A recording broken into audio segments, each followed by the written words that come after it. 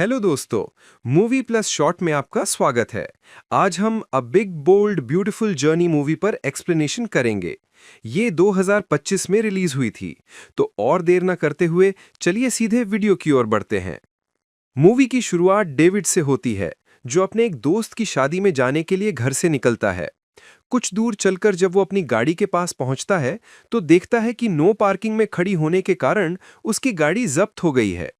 लेकिन तभी डेविड की नजर दीवार पर लगे एक गाड़ी किराए की एजेंसी के विज्ञापन पर पड़ती है। उसमें दिए गए पते का पीछा करते हुए वो एक जनशून्य इलाके में बने पुराने गोदाम के पास पहुंचता है। दरवाजे पर पहुंचते ही अंदर से एक रिसेप्शनिस्ट स्पीकर के माध्यम से उससे बात करती है और उसे अंदर आने के लिए कहती है। अंदर डेविड की मुलाकात रिसेप्शनिस्ट और एक मैकेनिक से होती है।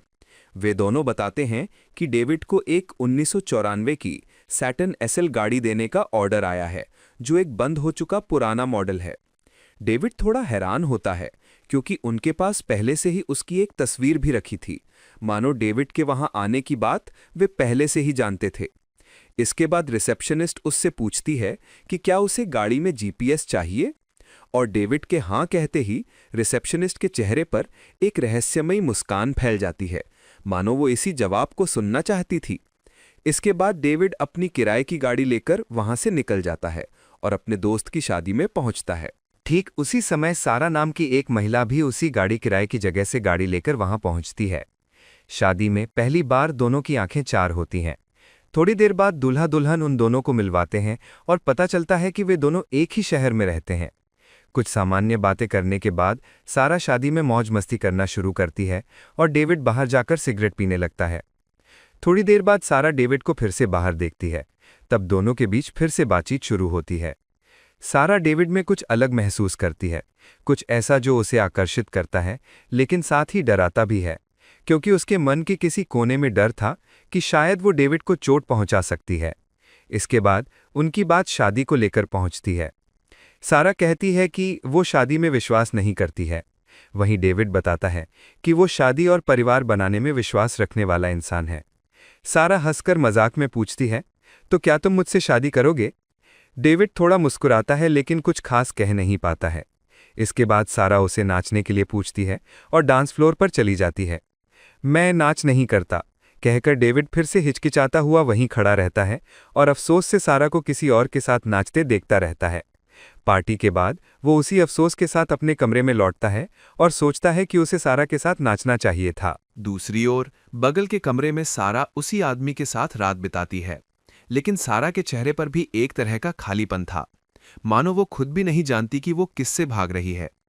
अगले दिन जब डेविड अपनी किराए की गाड़ी लेकर घर लौट रहा था, तभी अचानक उसका जीपीएस इंसानों की तरह डेविड से बात करना शुरू कर देता है और उससे पूछता है, क्या तुम एक बिग बोल्ड ब्यूटीफुल जर्नी पर जाना चाहोगे? डेविड थोड़ा हैरान होता है, लेकिन फिर थोड़ा हिचकिचाकर हाँ कह देता है। जीपीएस डेविड को अपनी यात्रा शुरू करने के लिए पास के एक रेस्टोरेंट में जाकर चीज बर्गर खाने के लिए कहता है, और वहां अचानक उसकी फिर से सारा से मुलाकात होती है। बात करते करते सारा उसे फिर से छेड़कर कहती है, क्या तुम मुझे किसी दिन डेट पर जाने के लिए पूछोगे या ऐसे ही खामोश प्रशंसक बने रहोगे? डेविड भी हंसता है, लेकिन इस बार भी हिचकिचा जाता है। बाद में जब दोनों पार्किंग लॉट में पहुंचते हैं, तो उन्हें पता चलता है कि उन्हें एक ही तरह की गाड़ी दी गई है और जीपीएस ने दोनों से बिल्कुल एक ही तरह की बात कही है। लेकिन अब विदा लेने का समय आ जाता है, इसलिए डेविड थोड़ा साहस करके हंसते हुए कहता है, सारा, मैं नाच करता हूँ। सारा भी हंसती है। इसके बाद गाड़ी में बैठते ही जीपीएस डेविड को सारा को लिफ्ट देने के लिए कहता है और अचानक सारा की गाड़ी स्टार्ट नहीं होती है। दोनों एक दूसरे की ओर देखकर हंसते हैं, मानो बिना कहे ही सब समझ गए हों, और डेविड के गाड़ी में एक साथ उनकी एक अजीब यात्रा पर निकल पड़ते हैं। एक ऐसी यात्रा जिसका गंतव्य उन्हें खुद भी नहीं पता है। आगे बढ़ते बढ़ते वे पहाड़ों और जनशून्य सड़कों से होकर जाते हैं, मानो दो प्रेमी अनजाने रोमांच पर जा रहे हों। आखिरकार गाड़ियों ने एक जंगल में रुकने के लिए कहती है और बताती है कि यही उनका पहला पड़ाव है। वहां पास में ही वे एक लाल दरवाज़ा देखते हैं। डेविड और सारा जिज्ञासा से उसके अंदर जाते हैं और अचानक खुद को एक अलग तरह के कमरे के अंदर पाते हैं। डेविड को पता चलता है कि ये वही पुराना लाइट हाउस है जो कनाडा में बना था और जहां वो साल भर पहले आया था। दोनों ऊपर चढ़ते हैं और वहां से सूर्यास्त का एक सुंदर दृश्य देखते हैं। डेविड स्वीकार करता है कि ऐसी सुंदर जगह हमारे जीवन और हमारे रास्ते का मतलब समझाती है। वह दृश्य देखने के बाद वे दोनों फिर से अपनी गाड़ी में बैठते हैं और आगे बढ़ते हैं, लेकिन उन्हें अभी भी ये समझना बाकी होता है कि ये सब कैसे हो रहा है। अगले पड़ाव पर जीपीएस उन्हें एक मैदान में रुकने के लिए कहता है, जहां मैदान के बीच में वे एक और दरवाजा ढूंढते हैं। अंदर घुसते ही वहां का सिक्योरिटी गार्ड सारा को देखते ही तुरंत पहचान लेता है। डेविड हैरान होता है तो सारा हंसकर बताती है, ये मेरा पसंदीदा आर्ट म्यूजियम है और मैं यहाँ बचपन से आ रही हूँ। दोनों धीरे धीरे तस्वीरों के बीच चलते हैं और डेविड बस चुपचाप सारा को देखता रहता है। एक तस्वीर देखते देखते सारा डेविड को बताती है, जब मैं 19 साल की थी तब मेरी माँ का निधन हो गया था, वरना हम हर महीने यहाँ एक साथ आते थे और वो गार्ड मेरी माँ से प्यार करता था, इसलिए वो म्यूजियम बंद होने के बाद भी हमें अंदर आने देता था। सारा बताती है कि उसके पिता अभी भी जिंदा हैं, लेकिन वो उनसे थोड़ा नाराज रहती है। आगे बढ़ते बढ़ते सारा डेविड के साथ अपने पिता के साथ बिताई कुछ यादें साझा करती है। डेविड बस चुपचाप सुनता रहता है। सारा स्वीकार करती है कि उसके पिता के साथ बिताया गया वो समय काफ़ी अच्छा था और इस तरह उनकी ये सुंदर यात्रा धीरे धीरे कुछ गहरी, कुछ दर्दनाक यादों की ओर बढ़ने लगती है। डेविड सारा से पूछता है, तुम अभी भी अकेली क्यों हो? तो सारा हंसकर जवाब देती है, मेरा साथी कितना भी सही क्यों ना हो, मुझे धोखा देने की आदत है, इसलिए मैंने तय किया है कि अब मैं अकेली रहूंगी। लेकिन डेविड कहता है, या फिर ऐसा भी हो सकता है कि तुम अभी तक सही इंसान से मिली ही नहीं हो। कुछ ही देर में उनका अगला पड़ाव आ जाता है और ये दरवाज़ा उन्हें डेविड के हाई स्कूल में ले जाता है। अंदर पहुंचने पर वहां हर कोई उसके साथ ऐसा व्यवहार करता है मानो वो अभी भी 15 साल का लड़का हो। डेविड सीढ़ियों पर अपने हाई स्कूल क्रश को देखता है और सारा को बताता है, उस दिन मैंने अपने स्कूल के संगीत में मुख्य भूमिका निभाई थी और शो में अपने क्रश को अपने दिल की बात कही थी, लेकिन तब उसने मुझे अस्वीकार कर दिया था और मेरा दिल टूट गया था। थोड़ी देर बाद हर कोई डेविड को तैयार करता है और फिर से वही नाटक दोहराने के लिए कहता है। डेविड पहले थोड़ा घबराया होता है, लेकिन फिर भी मंच पर जाकर कुछ अजीब मजेदार अभिनय करता है। सारा उसे देखकर हंसना शुरू कर देती है। दर्शकों में डेविड के माता पिता भी बैठे होते हैं, लेकिन इस बार डेविड मंच पर कुछ अलग करता है। वो अपने क्रश से कहता है कि भविष्य में वो शादी करेगी और फिर उस आदमी से तलाक भी ले लेगी। इससे परफॉर्मेंस खराब हो जाती है और उसका क्रश भी नाराज होकर मंच से चला जाता है। तब सारा आगे आकर उसके परफॉर्मेंस पूरी करने में मदद करती है और दोनों एक साथ गाना गाते गाते हंसी और राहत के साथ वहां से भाग जाते हैं। गाड़ी के पास पहुंचकर सारा डेविड का मेकअप पोंछने में मदद करती है। इसके बाद दोनों रात के अंधेरे में अपनी अजीब यात्रा जारी रखते हैं। धीरे धीरे सारा महसूस करती है कि डेविड उसके लिए कुछ खास महसूस करना शुरू कर चुका है, इसलिए वो हल्के से मुस्कुराकर कहती है, तुम्हें रुक जाना चाहिए डेविड, वरना मैं तुम्हारे क्रश की तरह तुम्हें निराश करूंगी। और तभी उनका अगला पड़ाव आ जाता है। दोनों अचानक खुद को एक अंधेरे कमरे में बैठा पाते हैं, जो ठीक वैसा ही दिखता था जैसा उन्होंने म्यूजियम की पेंटिंग में देखा था। यहाँ दरवाजे से दोनों एक अस्पताल पहुंचते हैं। ये वही रात थी जब सारा की माँ का निधन हुआ था। उस रात सारा अपनी माँ के पास नहीं थी। ये बात आज भी सारा को अंदर ही अंदर तोड़ देती है, इसलिए वो डेविड के साथ फिर से उसी अंधेरे कमरे में लौट आती है, मानो कोई अपराध बोध उसे सता रहा हो। डेविड उसे सांत्वना देता है। उसे लगता है कि सारा अपनी माँ की मौत की रात भी उसी म्यूजियम में थी, लेकिन सारा भारी मन से उसे सच्चाई बताती है, जब मेरी माँ मर रही थी तब मैं म्यूजियम में नहीं थी, बल्कि अपने एक प्रोफेसर के साथ बिस्तर पर थी। ये स्वीकारोक्ति सारा को फिर से अपनी माँ का सामना करने की हिम्मत देती है। वो अपनी माँ के मृत शरीर के पास जाकर, अगर मैं तुम्हारे साथ और थोड़ा समय बिता पाती माँ, कहते हुए उनसे माफ़ी मांगती है। इसी समय डेविड भी अस्पताल के वेटिंग रूम में अपने पिता से मिलता है, जो चिंतित थे क्योंकि उनका बेटा डेविड समय से पहले पैदा हुआ था और वो एक नए पिता के रूप में घबराए हुए थे। डेविड उन्हें शांत करने की कोशिश करता है और बताता है, आप एक अच्छे पिता हैं। दोनों फिर से अपनी यात्रा पर निकल पड़ते हैं। रास्ते में जब सारा पीछे की गाड़ी में कपड़े बदल रही थी, तब डेविड सारा को बताता है, लोग कहते हैं कि जीवन छोटा है इसलिए मजा लेना चाहिए, लेकिन मुझे तो पिछले 10 साल बहुत लंबे लगे हैं। तब सारा उसे बताती है, जीवन तभी छोटा लगता है जब आपके पास खोने के लिए कुछ होता है। बहुत दिनों से मेरे पास भी खोने के लिए कुछ नहीं था।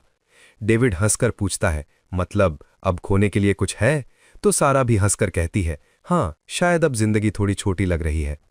थोड़ी देर बाद दोनों एक पहाड़ की चोटी पर पहुंचते हैं, जहां से पृथ्वी और तारों का सुंदर दृश्य दिखता है। दोनों खुले आसमान के नीचे बैठकर बातें करते हैं और सोचते हैं कि अगर वे उस शादी में एक साथ जाते तो पल कितने खूबसूरत होते। मैं तुम्हारी ईमानदारी से परवाह करता, हम दोनों एक साथ नाचते। डेविड सारा से कहता है, मैं तुम्हारे साथ घबरा कर भी सुरक्षित महसूस करता हूं। तब सारा उसकी ओर देखती है और धीरे धीरे पास आकर दोनों एक दूसरे को एक प्यार भरा चुंबन करते हैं। उनकी यात्रा का अगला दरवाजा उन्हें एक कैफे में ले जाता है, जहां उनके पुराने साथी उनका इंतजार कर रहे थे। डेविड का सामना उसकी पुरानी मंगेतर से होता है। वो डेविड के साथ रहना चाहती थी, लेकिन डेविड ने ही उनकी सगाई तोड़ दी थी, क्योंकि उसके मन में अपनी मंगेतर के लिए प्यार कम हो गया था। दूसरी ओर सारा का सामना उसके पुराने प्रेमी से होता है। वो भी सारा को बहुत प्यार करता था, लेकिन सारा उसका वो प्यार संभाल नहीं पाई थी, इसलिए उसे छोड़कर चली गई थी। आखिरकार तनाव बढ़ता है और डेविड और सारा दोनों ही अपने पुराने प्यार के सामने अपनी कमजोरी और गलतियों को स्वीकार करते हैं। मानो उनके दिल का बोझ हल्का हो गया हो, वे दोनों अपने अतीत को अलविदा कहकर वहां से निकल जाते हैं। लेकिन आगे बढ़ते हुए उनकी गाड़ी एक हिरन से टकरा जाती है। गाड़ी कई बार पलटने के बाद भी दोनों चमत्कारिक ढंग से बच जाते हैं, लेकिन उनके फोन का नेटवर्क चला जाता है और गाड़ी में आग लग जाती है। सारा डेविड से कहती है, हमें अब यहीं रुक जाना चाहिए, इससे पहले कि हम में से कोई सचमुच घायल हो जाए। लेकिन डेविड खुद को रोक नहीं पाता है और सारा को अपने दिल की बात बताता है, मैं तुमसे प्यार करता हूँ। सारा हिचकिचाकर कहती है, क्या पता ये शायद सिर्फ आकर्षण हो, क्या पता जब तुम मुझे पालोगे तो शायद तुम में मेरे लिए कोई दिलचस्पी ना रहे और मैं किसी और को चोट पहुंचाने के लिए तैयार नहीं हूं। डेविड उसे समझाने की कोशिश करता है, हम एक साथ अपनी जिंदगी साझा कर सकते हैं, लेकिन सारा अभी भी डर रही होती है। दोनों अपनी रात वहीं पास के एक छोटे मोटेल में बिताते हैं। अगली सुबह गाड़ी किराए की एजेंसी का मैकेनिक उनकी मरम्मत की हुई गाड़ी लौटाता है और साथ में उनका छाता भी देता है, मानो आगे के रास्ते के लिए कोई संकेत दे रहा हो। इसके बाद डेविड सारा को उसकी गाड़ी तक छोड़ने के लिए निकलता है। इस बार ड्राइव में खामोशी रहती है। रात की बातों ने दोनों के बीच एक अजीब दूरी बना दी थी। जीपीएस उन्हें सारा की गाड़ी के पास रोकता है। वहां दोनों आखिरी बार एक दूसरे की ओर देखते हैं। इसके बाद दोनों अपनी अपनी गाड़ियों में बैठते हैं और अपने अपने रास्ते निकल पड़ते हैं। जीपीएस सारा को समझाने की कोशिश करता है कि तुम वापस जा सकती हो, लेकिन सारा भारी मन से जवाब देती है, नहीं, मैं बस घर जाना चाहती हूं। दोनों की गाड़ी अब उनके घर के दरवाजे की ओर ले जाती है, लेकिन हर दरवाजा उन्हें उनके बचपन के घर में वापस ले जाता है। इस अजीब दुनिया में डेविड खुद को अपने पिता की जगह पर पाता है और अपने 15 साल के छोटे रूप को देखता है, जिसे उसके क्रश ने अस्वीकार कर दिया था। वो अपने उस छोटे रूप के पास जाता है, उसे सांत्वना देता है और उसके साथ पूरी शाम बिताता है, शायद उसे वो हिम्मत देने के लिए जो उसे तब किसी ने नहीं दी थी। दूसरी ओर सारा फिर से 12 साल की हो जाती है और अपनी माँ के साथ बिताए कुछ सुंदर पल फिर से जीती है। हंसी, कहानियां, प्यार और अपनी माँ को गले लगाना, जिसके लिए वो इतने सालों से तरस रही थी। सुबह दोनों अपने अपने घरों से बाहर निकलते हैं।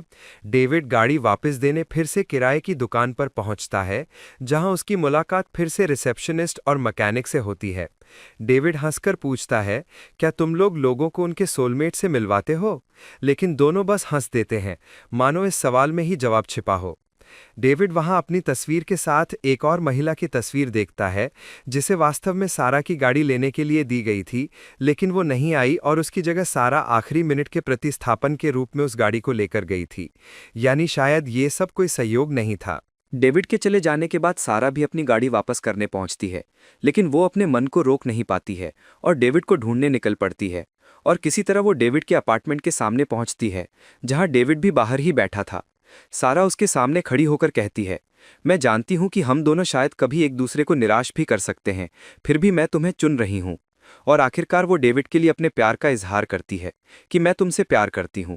डेविड भी हंसकर उसके पास आता है और दोनों एक दूसरे को प्यार भरा चुंबन करते हैं। इसके बाद एक साथ अपने आखिरी दरवाजे से जाते हैं, जहां उनकी इस सुंदर यात्रा का अंत नहीं बल्कि एक नई शुरुआत उनका इंतजार कर रही थी। इसी के साथ मूवी यहीं समाप्त हो जाती है और यहीं पर फिल्म खत्म होती है। वीडियो पसंद आया हो तो लाइक कर देना, चैनल पर नए हो तो सब्सक्राइब कर लेना। तो मैं आपसे अगले वीडियो में मिलूंगा, तब तक के लिए ख्याल रखना।